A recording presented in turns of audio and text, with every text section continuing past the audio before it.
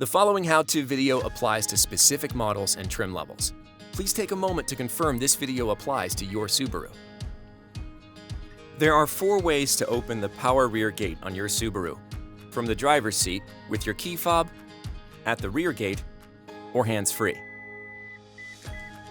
To operate your power rear gate from the driver's seat, first, unlock your Subaru. If the doors are locked, the power rear gate will not open, and you'll hear 3 beeps. Now, press the power rear gate button located to the left lower dash panel. Press the power rear gate button anytime while the door is opening to pause the gate. Press the button again to close the gate. As a safety feature, you cannot pause the door while it's closing, or the gate will reopen. To open the power rear gate with the fob, simply press and hold the power rear gate button. To pause the door, press the button again. Pressing the fob a 3rd time will close the rear gate.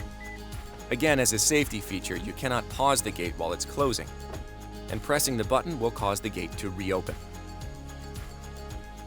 To open the gate from the rear of the vehicle, make sure the doors are unlocked or that you have the fob with you. Press the button on the underside trim above the license plate. The rear gate will automatically open. You can also press the lock button on the rear gate to simultaneously close the rear gate and lock your Subaru.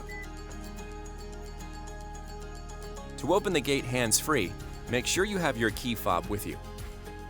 Now, simply hover near the Subaru emblem. You don't need to touch it. After a moment, you'll hear the confirmation beeps and the power rear gate will open. The hands-free feature can also be turned off. Press the off button located on the lower left dash panel at the driver's seat.